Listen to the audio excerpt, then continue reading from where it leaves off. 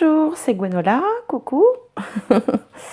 J'espère que vous allez bien et que vous passez un bel été ou un bel hiver parce que je n'avais pas réalisé qu'il y avait des gens qui me regardaient également dans l'hémisphère sud et pour eux là-bas c'est l'hiver. Alors parler de l'été forcément c'est moins évocateur pour eux. Donc j'espère en tout cas que vous passez tous un beau mois de juillet et puis bientôt un mois d'août. Et voilà, je voulais venir vers vous. Donc les prochains tirages d'astromancie sortiront, je pense, autour du 20 août, quelque chose comme ça, pour la rentrée. Donc c'est un moment important pour tout un chacun, hein. Mais d'ici là, je voulais vous parler d'autre chose aujourd'hui. Vous me direz si ça vous plaît. Je voulais vous parler d'un art divinatoire qui est moins connu que les autres, qui est moins connu que les cartes, moins connu que l'astrologie, moins connu que la voyance, bien sûr, ou que la radiesthésie, et qui pourtant est bien pratique parce que tout un chacun peut le faire. On n'a pas besoin d'avoir un talent particulier, d'avoir des connaissances, de maîtriser une technique particulière, c'est gratuit et ça peut donner des réponses immédiates. Donc la technique divinatoire dont je vais vous parler aujourd'hui est un petit peu moins répandue et ça s'appelle la stichomancie. Alors pourquoi je vous parle de ça? Parce qu'il y a toujours un moment dans la vie où on s'interroge, où on se demande si on a fait le bon choix ou si on s'apprête à faire le bon choix, où on est un peu perdu.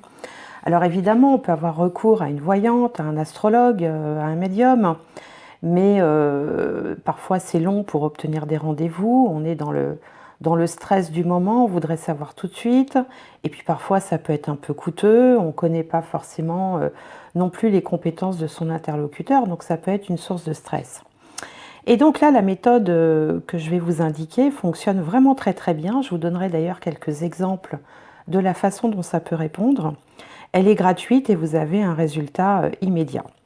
Alors la stichomancie, ça veut dire quoi? C'est un peu un nom un peu barbare, hein. Ça s'écrit S-T-I-C-H-O-M-A-N-C-I-E.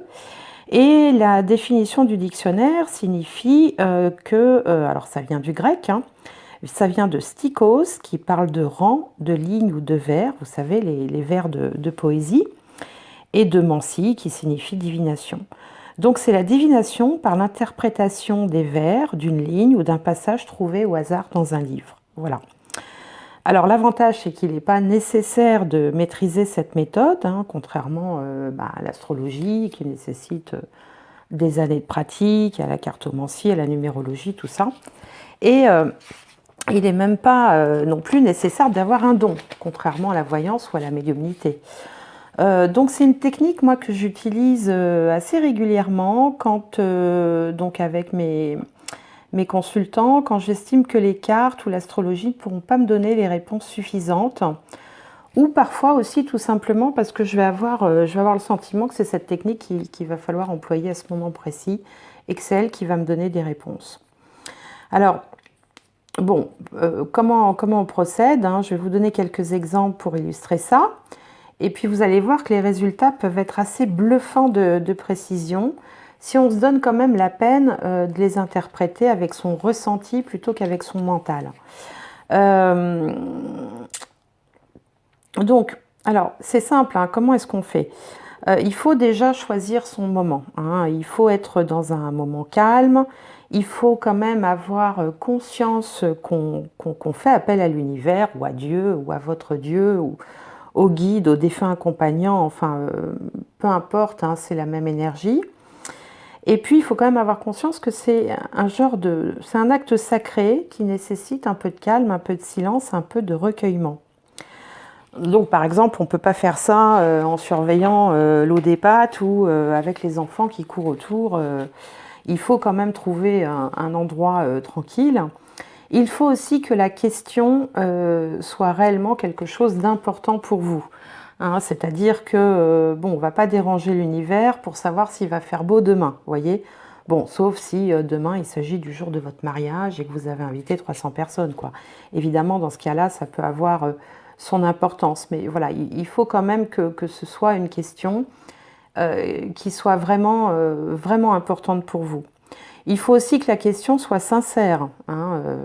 On ne va pas demander, par exemple, comment on va s'arranger la santé de la vieille tante Jeanne qu'on a vue 2 fois, alors qu'en fait, ce qu'on voudrait savoir, c'est si on va bientôt hériter. Là, bon, si la question, c'est question de cet ordre-là, un petit peu comme ça, un peu hypocrite, là, il y a de fortes chances pour que l'univers ne vous réponde pas. Il faut aussi que cela concerne le futur. Bon, par exemple, je ne sais pas moi, vous êtes séparés depuis 1 an, votre ex a fait une demande de divorce, il vit avec une nouvelle personne, à quoi bon demander s'il va revenir? Vous connaissez déjà la réponse, quoi, hein, donc ça ne sert à rien de poser des questions dont on connaît déjà finalement l'issue. Il y a la façon de poser la question aussi, hein, qui est importante, donc une seule question à la fois. Il faut être clair. Plus vous êtes clair, plus vous aurez des réponses claires. Donc par exemple, il faut éviter les questions du type alors si je démissionne et si je décide de monter mon entreprise pendant l'été et que je déménage, est-ce que... Nanana. Bon, ça fait trop de si. Hein, vous allez embrouiller l'univers. Il faut une question simple. Une question simple appelle une réponse simple. Évitez aussi les questions du type dois-je ou les questions à choix multiples. Par exemple, faut-il que je fasse ma vie avec Paul ou avec Jacques? Demandez d'abord si envisager une vie commune avec Paul vous serait bénéfique et vous allez voir ce que va vous répondre l'univers et ensuite vous pourrez poser une deuxième question à propos de Jacques par exemple. Qu'est-ce que je peux vous dire d'autre également? Alors, pour faciliter la connexion, donc je vous disais tout à l'heure, c'est quand même un acte sacré. Hein, pour faciliter la connexion, ça peut être bien de faire un petit rituel au préalable. Alors un rituel, c'est pas forcément 3 heures de méditation. Hein, ça peut être allumer une bougie, mettre un peu d'encens, faire une petite prière ou quelques respirations profondes. Histoire vraiment de bien vous mettre dans l'ambiance et puis de bien vous concentrer sur la question que vous allez poser et la façon dont vous allez la poser. Alors après, il faut déterminer le support, hein, par exemple. Donc, bon, moi j'ai une petite bibliothèque voilà, qui comporte 1, 2, 3, 4, 5, 6 étagères.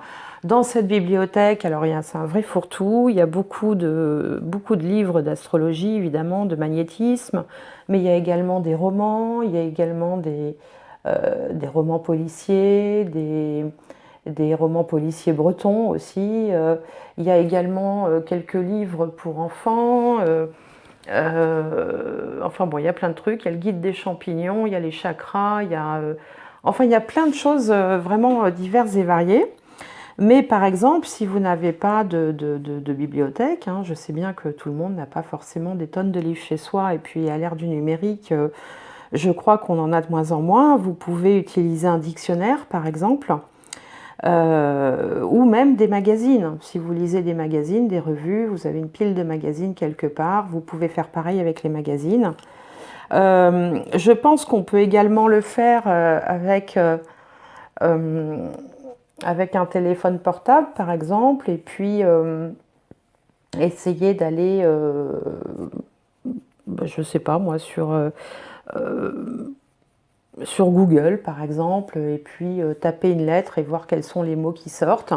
Ça peut être une possibilité. On peut aussi allumer la télévision, faire tourner les chaînes, et puis à un moment donné, quelqu'un va dire quelque chose vous allez vraiment avoir le sentiment que ça vous répond. Ça peut être une possibilité. Bon, moi personnellement, j'aime bien utiliser les livres dans ma bibliothèque. Alors, si vous faites comme ça, il faut déjà estimer au préalable le nombre de livres ou le nombre de magazines. Et puis, admettons que vous ayez, je sais pas moi, 50 livres. Donc, il va falloir déjà penser à un chiffre de 1 à 50. Ensuite, vous sélectionnez le livre correspondant. Admettons que vous avez pensé à 26. Alors, vous comptez dans votre bibliothèque, 1, 2, 3, 4, 5, 6, etc. jusqu'au 26e livre. Vous sélectionnez ce livre et dans ce livre, vous regardez le nombre de pages qu'il contient. Admettons 200. Hein. Et donc là, vous restez toujours concentré sur votre question. Vous pensez à un chiffre entre 1 et 200 et vous lisez la première ligne de la page en question. Mettons, vous avez choisi la page 199, vous ouvrez à la page 199 et donc vous regardez la première ligne pour voir si ça répond à votre question. Si jamais il n'y a pas de réponse dans cette première ligne, vous pouvez lire la page en entier, mais pas plus. Hein. Alors, il peut se passer plusieurs choses quand vous pratiquez la stichomancie. L'idéal étant d'avoir la réponse dans les premières lignes. Alors, je vais vous donner deux exemples par rapport à ça, ça va peut-être plus vous parler. J'avais une consultante, ça va peut-être même vous amuser d'ailleurs l'anecdote, c'est pas drôle pourtant. J'avais une consultante qui était divorcée depuis plusieurs années et puis qui se désespérait un petit peu de rencontrer, de refaire sa vie avec quelqu'un. Et elle avait rencontré un monsieur avec qui le contact passait très très bien. Ils étaient raccords sur beaucoup de choses, ils s'appréciaient et donc ils se sont vus plusieurs fois au restaurant, chez l'un, chez l'autre. Et puis, cette consultante se demandait quand même, ce sont des gens qui n'ont pas 15 ans, qui ont quand même un certain vécu. Elle se disait quand même, c'est marrant, il n'est pas très entreprenant. Et puis, quand le temps était venu un petit peu de se rapprocher, il trouvait toujours un peu une excuse. Et puis, hop, il trouvait un moyen de s'échapper, de partir et de trouver un prétexte et de repositionner un rendez-vous ultérieur. Bon, donc, elle commençait à se poser des questions. Et elle me dit, voilà, est-ce qu'il y a quelque chose qui ne va pas? Comment ça se fait qu'il réagit comme ça? Parce que quand même, on en est au Xème rendez-vous. Bon, il ne se passe pas grand-chose. J'ai dit, on va regarder. Alors bon, je me dis, mais comment est-ce que je vais pouvoir voir ça dans les cartes? L'astrologie, ça ne va pas me répondre. Bon, on va faire la stichomancie. Donc, je lui demande de me donner deux chiffres entre, je ne sais plus, peu importe, 1 et 50. Elle me donne un chiffre. Je sors un bouquin de psychologie, dont j'ai oublié le titre, mais c'était un livre de psychologie. Et puis, je lui dis, voilà, maintenant, il faut me donner un chiffre entre 1 et 300, mettons. Elle me donne un chiffre, et là, je tombe sur un titre de chapitre. Juste un titre de chapitre. Il n'y avait pas d'autres phrases, il n'y avait qu'une phrase. Et cette phrase, c'était « la virilité inaccessible ». Ça ne s'invente pas. Donc, j'ai dit, ben voilà, la virilité inaccessible, il y a peut-être un petit problème de ce côté-là, ce qui expliquerait peut-être son comportement. Et effectivement, la consultante m'a rappelé quelques temps après pour me dire que, après discussion avec le monsieur, il s'avérait que le monsieur avait eu un cancer de la prostate dont il était guéri, mais qui avait laissé malheureusement quelques séquelles du côté de sa virilité et que c'était la raison pour laquelle il prenait un peu la fuite parce que, il avait des problèmes de ce côté-là. Donc bon, peu importe, la question n'est pas là. Pour en revenir à la stichomancie, c'était quand même incroyable de précision. La virilité inaccessible. Ça ne s'invente pas, quoi. Et là, il y a vraiment que la stichomancie pour vous donner des précisions pareilles. Donc parfois, alors l'idéal, pour en revenir à la façon de procéder, vous tombez sur le titre d'un chapitre, c'est-à-dire que d'un côté, il y a une page blanche, de l'autre, il y a le titre du chapitre et puis c'est tout. Donc là, il n'y a pas besoin d'interpréter 107 ans, il y a juste à lire la ligne. Parfois, vous allez trouver dans la première ligne, ça c'est le genre de réponse que je préfère, dans la première ligne, vous allez avoir la réponse. Et là, j'ai une autre anecdote aussi. Alors, il faut être capable de lire dans le langage des oiseaux, c'est-à-dire qu'en fait, vous prenez une feuille, une page de livre au hasard, donc forcément, ce livre, il est en train de raconter une histoire qui n'a rien à voir avec la question que vous vous posez. Donc, lire dans le langage des oiseaux, ça peut vouloir dire aussi de enlever toute la ponctuation, lire un peu comme s'il n'y avait pas de ponctuation et écouter à l'oreille, vraiment écouter ce que vous entendez. Et donc, une autre anecdote, donc là il s'agit d'une personne qui est spirituelle et à qui on avait toujours dit de toute façon que le jour où elle réaliserait sa vocation, sa maman défunte l'aiderait de là-haut, voilà, bon, donc elle y croyait bien sûr, et puis est arrivé le jour où elle devait prendre une décision importante et par rapport à son emploi. Et donc, ce jour était arrivé et le matin, elle a fait elle-même la stichomancie en se demandant si elle faisait bien, si elle faisait le bon choix. Et là, elle tombe sur une phrase, enfin, ça commençait par Dieu, enfin, c'était la fin d'une phrase qui voulait dire mon Dieu, et ensuite, il agit par la volonté de sa mère. Et donc, en coupant, en enlevant la ponctuation et en prenant le Dieu comme un début de phrase et non pas comme la fin de l'expression oh mon Dieu, ça faisait Dieu agit sur la volonté de sa mère. Et donc là, elle avait sa réponse, c'est-à-dire qu'on lui avait dit ta mère t'aidera le moment venu. Et le jour où elle devait prendre cette décision qui allait engager la suite de sa vie professionnelle, eh bien ce jour-là, elle a eu Dieu, il agit sur la volonté de sa mère. Donc elle avait confirmation que sa mère était là aux manœuvres pour l'aider à prendre cette décision importante pour elle. Donc voilà, donc il faut être capable de lire aussi un petit peu, non pas entre les lignes, mais en enlevant la ponctuation, en écoutant les sons aussi. Ne pas essayer de comprendre de quoi le livre parle, absolument pas. De toute façon, vous piochez une page au hasard, donc a priori, vous connaissez ni le début ni la fin de l'histoire, donc on n'est pas dans l'histoire du livre, on est dans votre histoire. Hein. C'est complètement différent. Que vous dire d'autre encore? Alors oui, vous pouvez aussi tomber sur une page blanche, ça peut arriver, hein, parce que bon, entre deux chapitres, des fois il y a une page blanche. Alors si vous tombez sur une page blanche, c'est que visiblement ce n'est pas le bon moment, ou l'univers, pour une raison ou pour une autre, peut-être parce que la question n'est pas légitime ou n'est pas sincère, ou que vous avez déjà la réponse, ou pour toutes les raisons que j'ai évoquées tout à l'heure, peut-être que l'univers ne veut pas vous répondre. Donc dans ces cas-là, eh bien, c'est que le moment n'est pas bien choisi, il faut laisser tomber et y revenir plus tard, peut-être avec une question formulée un petit peu différemment.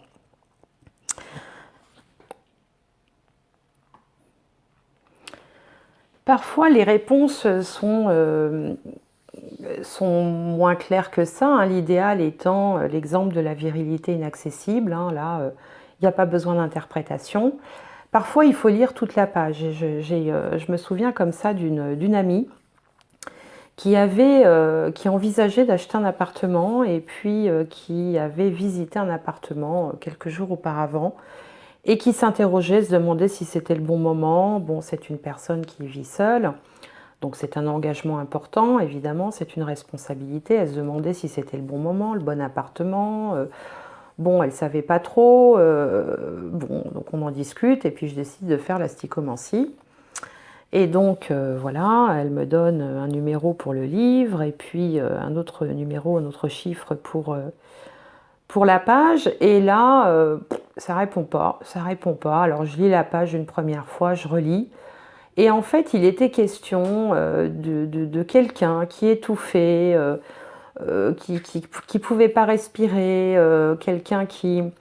il y avait le mot virus, il y avait le mot enfermement, comme si quelqu'un étouffait dans une pièce, par exemple. Enfin bon, c'était juste une page, donc encore une fois, on ne connaît pas l'histoire. Hein. Voilà, il était question d'enfermement, de virus, d'étouffer, de problèmes respiratoires. Bon, alors on ferme le livre et puis je lui dis écoute, là pour l'instant, bon, enfin, en tout cas, c'est pas clair pour le moins, hein, parce qu'avec ces histoires de fumée, d'enfermement, là. Bon, laisse venir peut-être, attends de voir, il va peut-être se passer autre chose.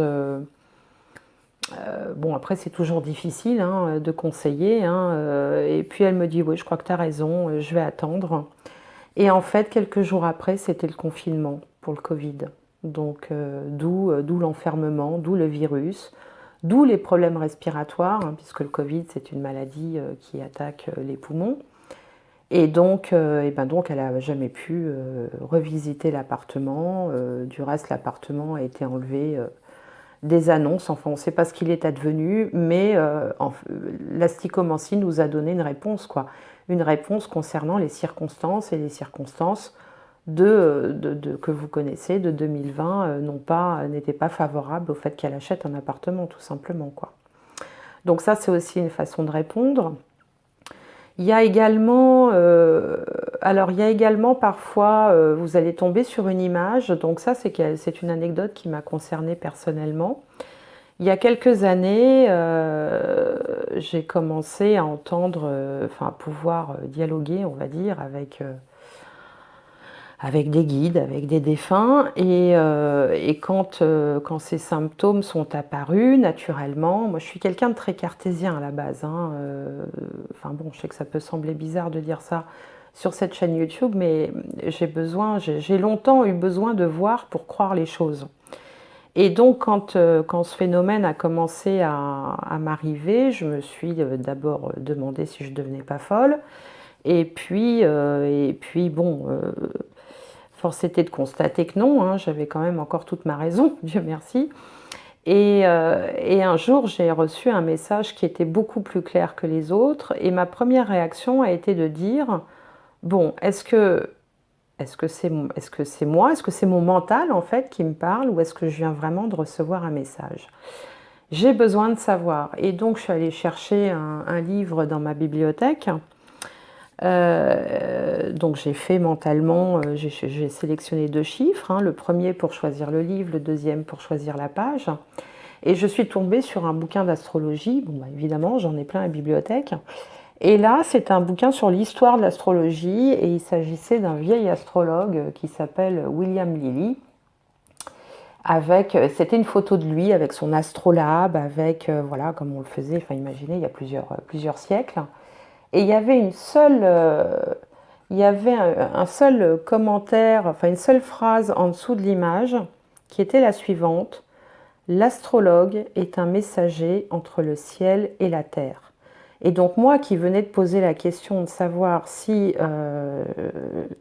j'avais imaginé ce que j'avais entendu ou si j'avais vraiment capté quelque chose, eh ben, j'avais une merveilleuse réponse qui me disait que l'astrologue était un messager entre le ciel et la terre. Donc on ne peut pas plus belle réponse quand on se pose cette question-là. Ça, voilà, ça peut se manifester comme ça aussi, juste une phrase en dessous, une image. Et puis, une dernière anecdote aussi, c'est juste pour vous illustrer les différentes manières dont on peut interpréter ces messages, parce que bon, certes, c'est plus facile que de maîtriser les tarots, les cartes, l'astrologie, la numérologie, etc. Mais il faut quand même faire un petit effort pour essayer de comprendre justement le message, surtout quand il n'est pas aussi clair et net que la virilité inaccessible, hein, par exemple, l'exemple de tout à l'heure. Là, il s'agit d'une personne qui est dans une entreprise où il y a plusieurs établissements, et qui craignait en fait une fermeture, une vente en fait de l'établissement où elle était. Et donc en fait c'est une ville de province de moyenne importance où il y avait trois établissements, un au nord, un au sud et un à l'ouest. Et donc, elle me dit, oh là là, j'ai peur qu'il y ait une décision de fermer, j'ai peur de perdre mon emploi, j'ai peur qu'on soit racheté, qu'on soit vendu, je sais pas, enfin bref. Et donc, je décide de faire l'asticomancie. Et je tombe sur un roman policier breton, que j'aime bien lire l'été, moi, voilà, ça prend pas la tête, ça repose, peu importe. Un roman policier breton, et puis sur la page sélectionnée, il était question donc d'un inspecteur de police qui faisait une perquisition dans un immeuble ou dans une grande maison, je sais pas, et qui disait, il disait dans les dialogues, hein, il disait, bon, vous me mettez un garde en haut pour surveiller la porte, vous m'en mettez un en bas, et pour le reste, vous me virez tous ces gras de papier. Et donc, dans le langage des oiseaux, on entend garde en haut, garde en bas. Donc, on garde en haut, c'est le nord, en bas, c'est le sud, et vous me virez tous ces gras de papier. Ah oui, et vous me virez tous ces gras de papier et vous fermez les portes. Donc, fermer les portes, quand on pose une question quand même sur l'éventuelle vente ou rachat ou fermeture d'une entreprise, fermer les portes, c'est quand même assez éloquent. Et effectivement, quelques jours après, elle a appris que l'entreprise avait décidé de garder l'établissement du Nord, l'établissement du Sud, garde en haut, garde en bas, mais qui s'était séparé de l'établissement de l'Ouest. Donc on avait vraiment une réponse qui était incroyablement, je trouve, dite par l'intermédiaire de ce roman policier, de cet inspecteur de police Bougon, là, qui jurait comme un charretier. Voilà.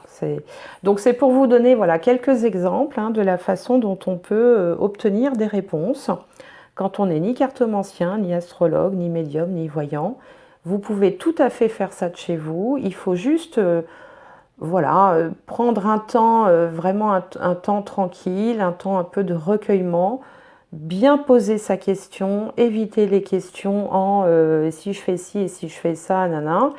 Des questions claires, nettes, des questions sincères, des questions qui concernent le futur et non pas ce qui est déjà trop tard.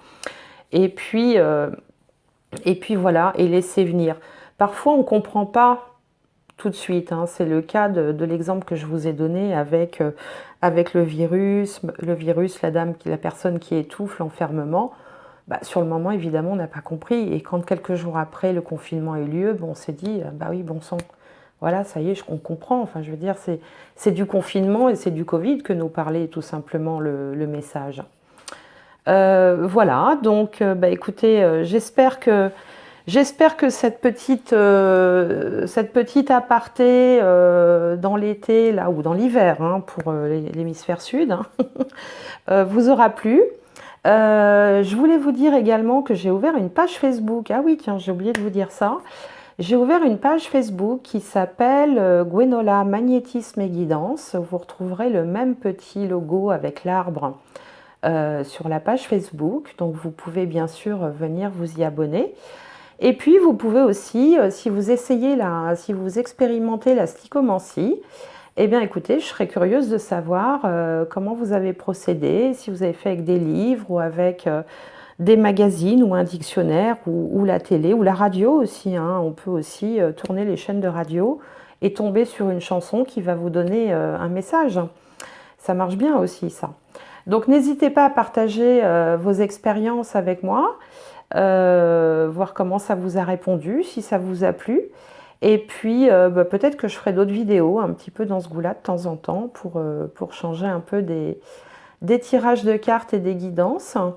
Et je pense vous retrouver, enfin c'est pas que je pense, on va se retrouver autour du 20 août pour des nouveaux tirages d'astromancie. Et vous voyez, j'ai préparé ici, j'ai tout un tas de nouveaux jeux là, parce qu'il y en a qui...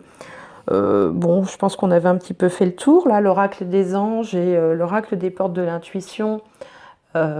J'avais envie de changer un petit peu, donc on va garder quand même le tarot des sorcières, le tarot des druides, le petit, le normand, le Béline aussi, l'Aliasqué, et puis vont faire leur apparition le tarot des anges, la sagesse de l'oracle. Et je vais essayer de travailler un petit peu plus mes tirages sentimentaux avec de nouveaux jeux là. Les anges de l'amour et Au jardin d'amour. Je sais que vous aimez bien les tirages sentimentaux. Et jusque-là, j'avais pas... j'avais utilisé cet oracle, le chakra du cœur, mais qui finalement, qui est très beau. Ça, il est très très joli. C'est d'ailleurs ce qui m'avait attiré. Mais que je trouvais pas très performant en termes de message.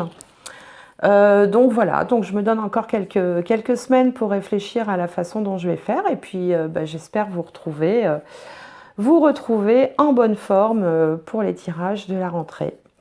Merci de m'avoir écouté. Continuez à passer un très beau mois d'août et une bonne fin juillet et puis un bon mois d'août. À bientôt. Au revoir.